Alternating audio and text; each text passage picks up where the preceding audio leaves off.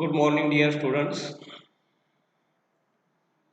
In last three lectures, we have discussed the accounting concepts, and today we are going to discuss accounting conventions. So let's start today's lecture. Once again, I welcome to this today's lecture.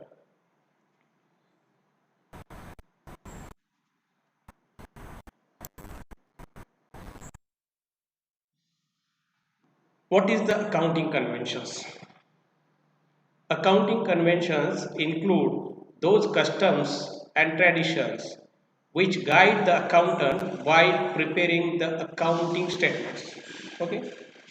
तर accounting conventions म्हणजे काय? तर accounting conventions म्हणजे those customs and traditions which are generally adopted by the accountant all over the world, which are in force, which are in generally used by accountant for or while preparing the accounting statements. Okay. तर accounting conventions म्हणजे काय? तर असे customs प्रथा परंपरा ज्या अकाउंटंटला financial statement तयार करत असताना गाईड करण्याचं काम करतात, मार्गदर्शन करण्याचं काम करतात. ज्या प्रथा परंपरा जगभरचे जे काही अकाउंटंट असतात ते अकाउंटिंग करत असताना फॉलो करतात किंवा पाळतात, त्याला आपण अकाउंटिंग कन्व्हेन्शन्स असं म्हणतो. ओके. आणि जनरली अकाउंटिंग कन्व्हेन्शन्स हे फायनान्शियल स्टेटमेंटशी रिलेटेड येतात किंवा असतात, हे लक्षात ठेवा. तर आपण एकूण 4 अकाउंटिंग कन्व्हेन्शन्स आहेत, त्या वन बाय वन बघणार आहोत. First accounting convention is conservatism. The principle implies that provide for all possible losses but anticipate no profit. हे जे काही कन्झर्वेटिझम कन्व्हेन्शन्स आहे ते कन्व्हेन्शन हे खालील प्रिन्सिपलवरती किंवा तुम्हाला जे स्क्रीनवरती प्रिन्सिपल दिसतंय ते प्रिन्सिपलवरती अवलंबून आहे. काय हे प्रिन्सिपल म्हणतं? Provide for all possible losses but anticipate no profit. Okay. जर आपण अकाउंटिंग करत असताना आपल्या असं लक्षात आलं की काही लॉसेस आपल्याला होऊ शकतात, पॉसिबिलिटी आहे, आणि आपल्याला ते माहित आहे की अशा पद्धतीचं होऊ शकतं, इट इज द पॉसिबिलिटी. तर आपण असे जे काही लॉस होणार आहेत, जेवढ्या रकमेचे लॉस होणार आहेत त्याची प्रोव्हिजन लगेच केली पाहिजे, असं हे प्रिन्सिपल म्हणतं. पण समजा आपल्याला असं काही समजलं की आपल्याला येणाऱ्या भविष्यामध्ये व्यवसायाला काही प्रॉफिट होण्याची शक्यता आहे, तर असे प्रॉफिट होणार असतील तर त्याची अगोदरच प्रोव्हिजन करता कामा नये, असं हे प्रिन्सिपल सांगतं. म्हणजे काय? तर भविष्यात होणाऱ्या लॉसेसची किंवा जे काही नुकसान होणार आहे त्याची तरतूद करा, असं हे कन्व्हेन्शन आपल्याला सांगतं. पण जर भविष्यात आपल्याला प्रॉफिट होणार असेल तर त्याची तरतूद किंवा त्याची प्रोव्हिजन करू नका, ते विसरून जा, इग्नोर करा, असं हे कन्व्हेन्शन सांगतं. असं का केलं जातं? असं करण्यापाठीमागं एक सेफ गेम अकाउंटंटनी खेळला पाहिजे किंवा वापरला पाहिजे किंवा सेफ साईडला आपण राहिलं पाहिजे, हे या कन्व्हेन्शन्समध्ये आपल्याला सुचवलेलं आहे. आता provide for all possible losses म्हणजे काय? आपल्याला माहिती आहे की आपण बऱ्याच वेळा वेगवेगळ्या प्रोव्हिजन करतो. प्रोव्हिजन फॉर बॅड डेट्स किंवा reserve for bad debts, provision for discount on debtors किंवा प्रोव्हिजन फॉर इन्कम टॅक्स, वेगवेगळ्या प्रोव्हिजन करतो.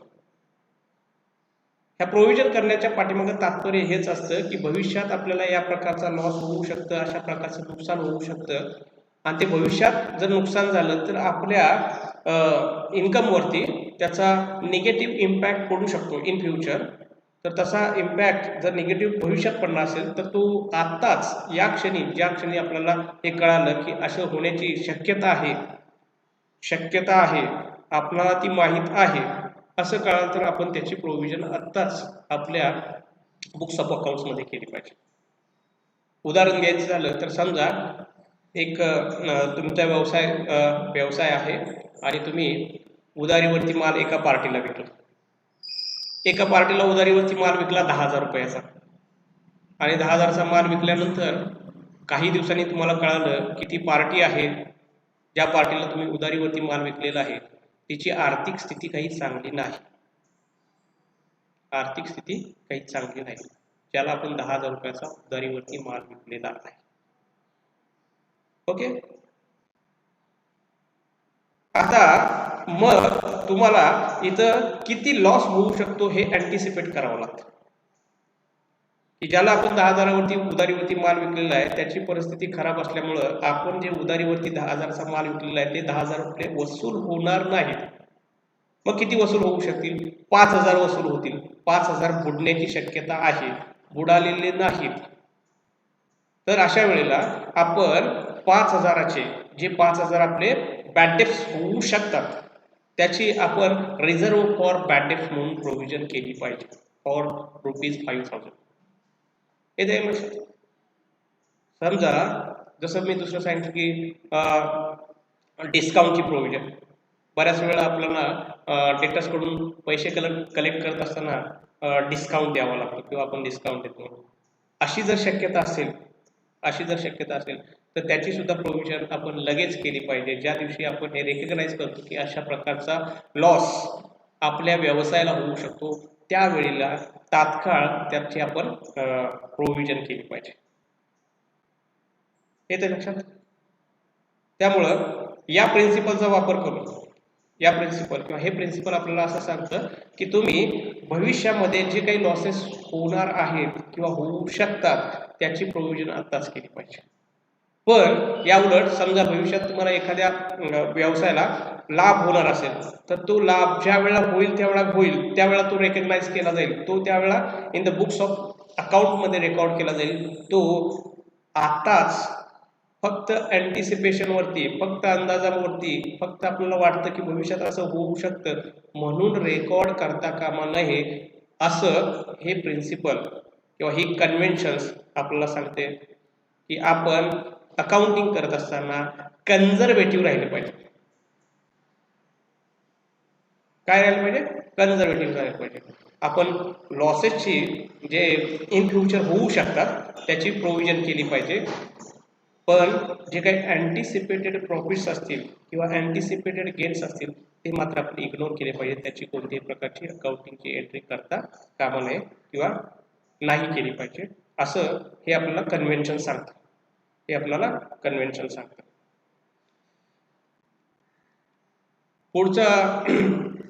पुढचं कन्व्हेन्शन आहे फुल disclosure. The convention of full disclosure means that material facts should be disclosed in the financial statements with more detail. आता हे फुल disclosure काय आहे हे थोडंसं समजून घ्या. आपण ज्या वेळेला अकाउंटन्सीची डेफिनेशन बघितली ती बघत असताना आपण युजर्स ऑफ अकाउंटिंग इन्फॉर्मेशन हे बघितलं होतं.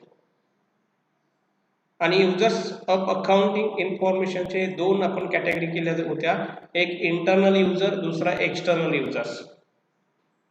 इंटरनल युजरमध्ये owner of the business and management हे दोन घटक येतात आणि एक्सटर्नलमध्ये आपले जे कोणी क्लायंट्स किंवा आपण म्हणू क्रेडिटर्स असतील, कस्टमर्स असतील, ज्या आपल्याला जे कोणी लेंडर्स असतील किंवा गव्हर्नमेंट असेल, हे सगळे एक्सटर्नल युजर असतात. आणि जर हे जे अकाउंटिंग इन्फॉर्मेशन युजर्स आहेत ह्यांना आपले अकाउंट इन डिटेल समजले पाहिजेत. इन डिटेल समजले पाहिजेत म्हणजे काय, की तुम्ही जे काही फायनान्शियल स्टेटमेंट प्रोव्हाइड करता ते फायनान्शियल स्टेटमेंट हे त्यांच्या दृष्टीनं डिसिजन घेण्यासाठी किंवा ॲक्युरेट इंटरप्रिटेशन करण्यासाठी सफिशियंट नसतात. म्हणजे आपण profit and loss account provide केला, बॅलन्स शीट प्रोव्हाइड केली, पण ते तितकंसं सफिशियंट नसतं.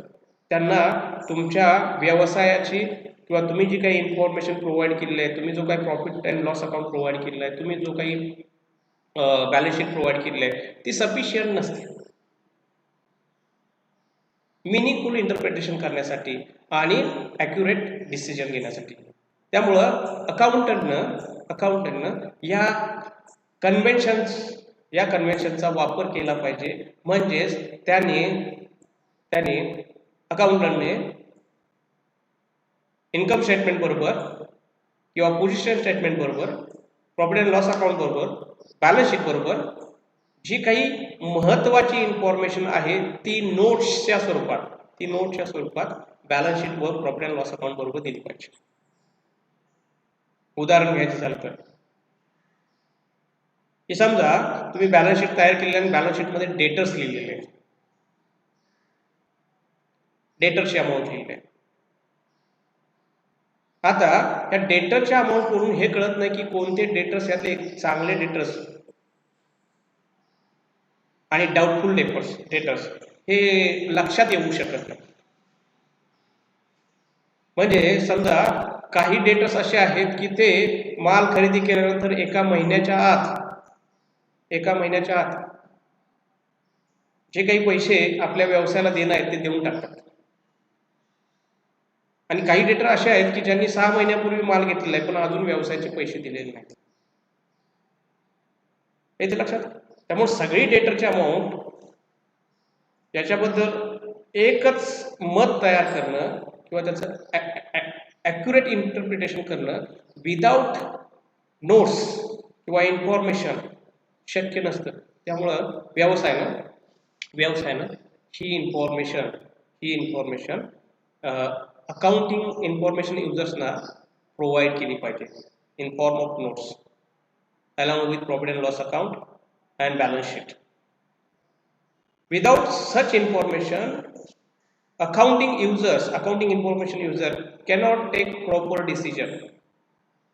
Okay, that's why full disclosure convention suggests us that the material fact should be disclosed in the financial statement with more details. आपण जी काही महत्त्वाची माहिती आहे, आवश्यक माहिती आहे, ज्याच्यामुळं जे काही अकाउंटिंग इन्फॉर्मेशन युजर्स आहेत त्यांना ॲक्युरेट इंटरप्रिटेशन करता येऊ शकतं, त्यांना ती प्रोव्हाइड केली पाहिजे, तशा स्वरूपात प्रोव्हाइड केली पाहिजे, असं हे करण्याची. आणखीन एक उदाहरण घ्यायचं झालं तर समजा आपण इन्कम स्टेटमेंट तयार केलं आणि त्याच्यावरून आपण नेट प्रॉफिट तयार केला. हा नेट प्रॉफिट तयार केल्यानंतर समजा जे कोणी इन्व्हेस्टर्स आहेत किंवा जो कोणी ओनर ऑफ द बिझनेस आहे किंवा मॅनेजमेंट आहे यांना आणखी थोडी डिटेल इन्फॉर्मेशनची गरज आहे की हा जो काही प्रॉफिट दिसतो त्याच्यामध्ये ऑपरेटिंग आयटम किती आहेत आणि नॉन ऑपरेटिंग आयटम किती आहेत. ऑपरेटिंग आयटम किती आहेत, नॉन ऑपरेटिंग आयटम किती आहेत. म्हणजे ऑपरेटिंग एक्सपेन्सेस किती आहेत, नॉन ऑपरेटिंग एक्सपेन्सेस किती आहेत, ऑपरेटिंग इन्कम्स किती आहेत, नॉन ऑपरेटिंग इन्कम्स किती आहेत.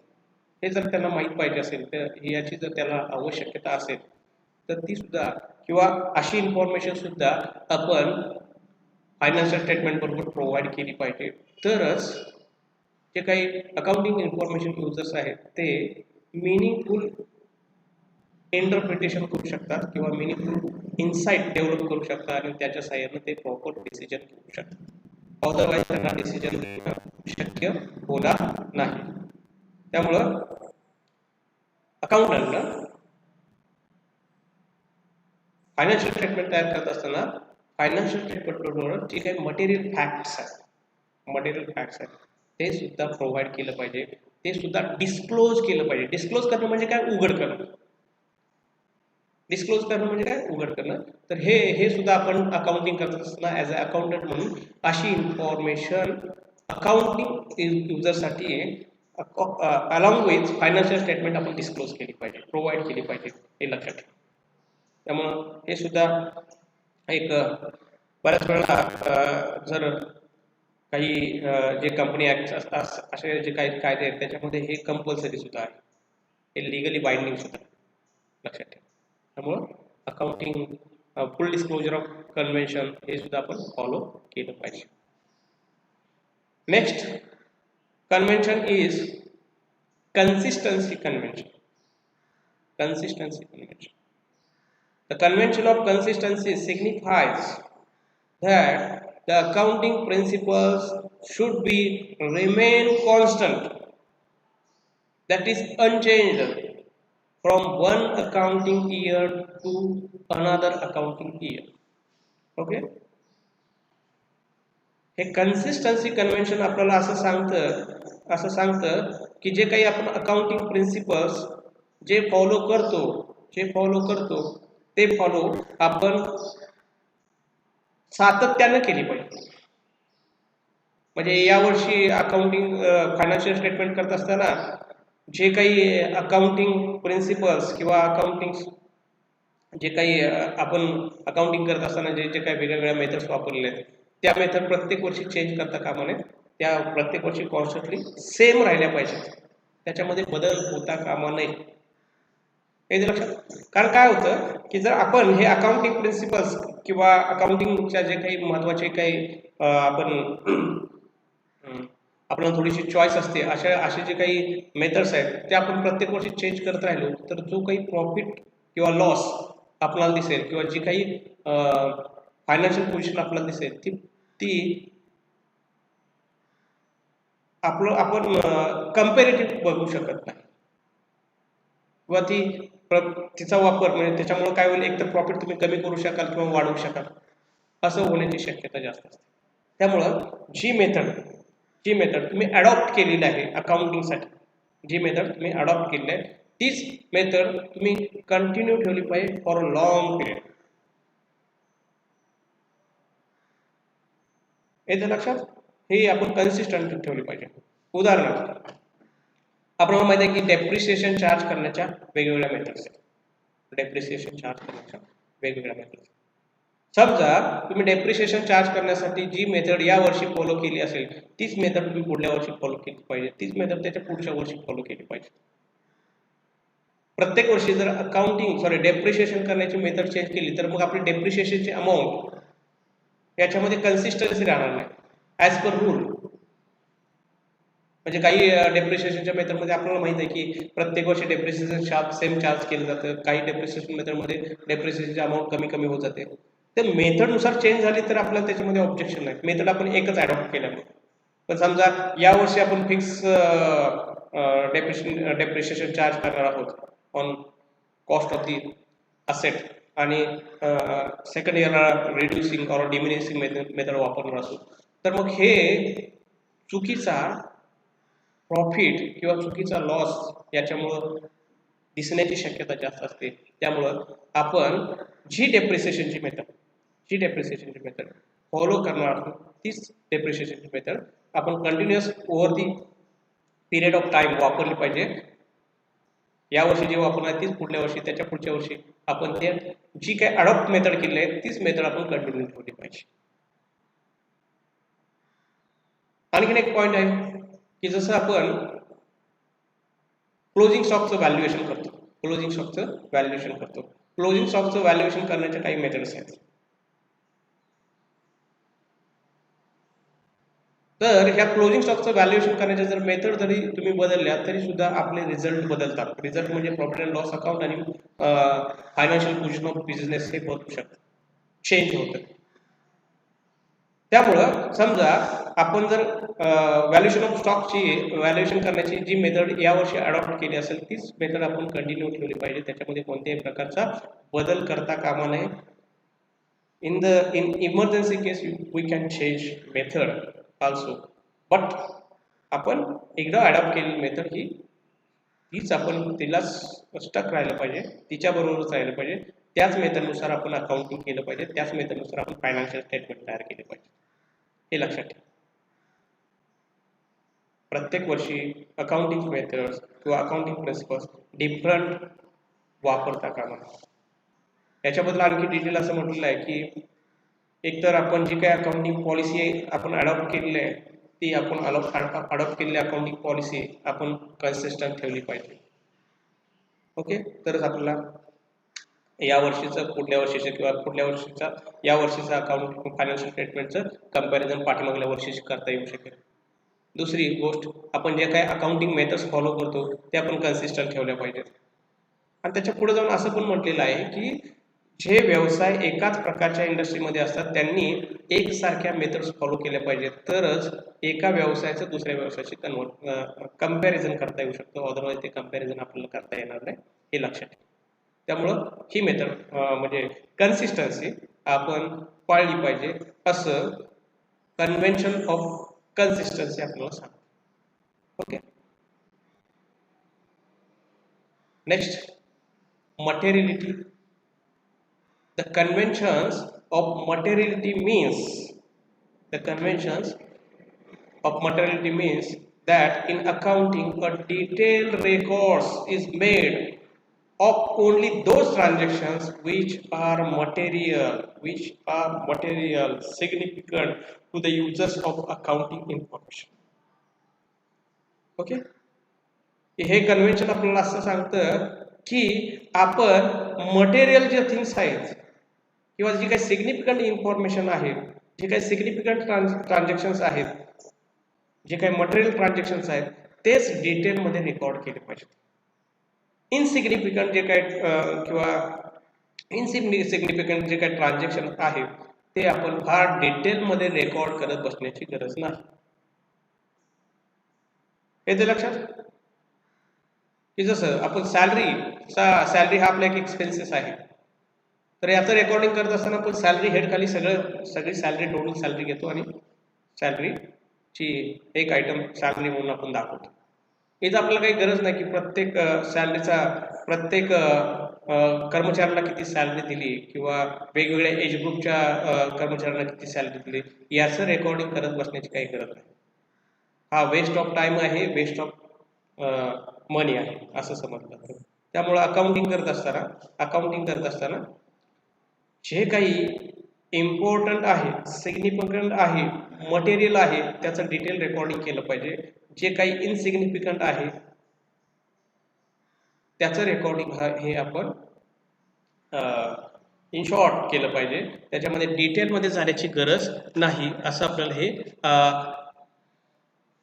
अकाउंटिंग कन्व्हेन्शन सांगतं. त्यामुळं the convention of materiality means that in accounting a detailed records is made only those transactions which are material, which are significant to the users of accounting information. Okay, accounting information युजर्सच्या दृष्टीनं जे काही महत्त्वाचे transactions आहेत त्याचंच आपण detail accounting केलं पाहिजे. अदर ट्रान्झॅक्शनचं डिटेल अकाउंटिंग करण्याचं किंवा डिटेल रेकॉर्डिंग करण्याची गरज नाही असं आपल्याला हे मटेरियलिटी कन्व्हेन्शन सांगतं. आणि म्हणून ॲज अ अकाउंटंट म्हणून आपण हे सुद्धा convention while preparing a financial statement we should follow this convention also. तर आतापर्यंत आपण एकूण 4 म्हणजे आपल्याला आपण अभ्यास करत असताना एकूण 4 अकाउंटिंग कन्व्हेन्शन्स बघितले आहेत. त्यातलं पहिलं अकाउंटिंग कन्व्हेन्शन्स आहे ते म्हणजे कन्झर्वेटिझम, जे आपल्याला सांगतं की anticipate losses and provide them, किंवा जे काही लॉस होऊ शकतात त्याची प्रोव्हिजन करा. सेकंड कन्व्हेन्शन असतं की फुल डिस्क्लोजर, की हे कन्व्हेन्शन आपल्याला सांगतं की आपण फायनान्शियल स्टेटमेंट बरोबर अकाउंटिंग इन्फॉर्मेशन युजरसाठी जी काही आवश्यक डिटेल इन्फॉर्मेशनची गरज असेल तर ती आपण नोटच्या स्वरूपात फायनान्शियल स्टेटमेंट्स बरोबर दिली पाहिजे. त्याच्यानंतर कन्सिस्टन्सी कन्व्हेन्शन आपल्याला असं सांगतं की ज्या मेथड्स, ज्या पॉलिसी अकाउंटिंगच्या किंवा जे प्रिन्सिपल्स अकाउंटिंगचे आपण ॲडॉप्ट केलेले आहेत ते आपण त्याच्याशी आपण स्ट्रिक्ट राहिलं पाहिजे, ते फॉलो केले पाहिजे, त्याच मेथड्स त्याच प्रिन्सिपल्स आपण सातत्याने वापरले पाहिजेत. त्याच्यामध्ये सातत्याने चेंज करता कामा नये, ते स्टेबल असले पाहिजे. आणि त्याच्यानंतर पुढचा जो आहे तो म्हणजे मटेरियलिटी कन्व्हेन्शन. हे कन्व्हेन्शन आपल्याला असं म्हणतं की जे महत्त्वाचे ट्रान्झॅक्शन्स आहेत अकाउंटिंग इन्फॉर्मेशन युजर्सच्या दृष्टीनं ते डिटेल रेकॉर्ड्स केले पाहिजेत. जे काही कमी महत्त्वाचे किंवा तितकेसे महत्त्वाचे नसतील असे ट्रान्झॅक्शन डिटेलमध्ये रेकॉर्ड करण्याची गरज नाही. येते लक्षात? तर हे एकूण 4 अकाउंटिंग कन्व्हेन्शन्स आहेत. एक लक्षात घ्या की हे जे अकाउंटिंग कन्व्हेन्शन्स आहेत हे अकाउंटिंग कन्व्हेन्शन्स काही पुस्तकामध्ये यांना काही यातले जे काही कन्व्हेन्शन्स आहेत त्यांना अकाउंटिंग कॉन्सेप्ट पण म्हटलेलं आहे किंवा अकाउंटिंग प्रिन्सिपल्स पण म्हटलेलं आहे. तर गोंधळून जाण्याचं कारण नाही, प्रत्येक ऑथरचं त्याचं एक वेगळं मत आहे, त्यामुळे तसं झालेलं आहे ते किंवा प्रत्येकाने आपल्या आपल्या पद्धतीने त्याची मांडणी केली आहे. पण आजकाल आपण काय म्हणतो की एकूण 8 अकाउंटिंग कॉन्सेप्ट्स आहेत आणि एकूण 4 अकाउंटिंग कन्व्हेन्शन्स आहेत ज्याचा अभ्यास आपण आता केलेला आहे. तर सगळ्यांनी हा व्हिडिओ व्यवस्थित बघावा आणि जर काही शंका असतील तर तुम्ही मला विचारू शकता. व्हॉट्सअप ग्रुपवर त्याची तुम्ही त्याच्याबद्दल लिहू शकता. मी त्यांचं अशा शंकांचं किंवा प्रश्नांचं समाधान करण्याचा प्रयत्न करेन. तुम्ही हा व्हिडिओ बघितला त्याबद्दल मी तुमचा आभारी आहे. धन्यवाद.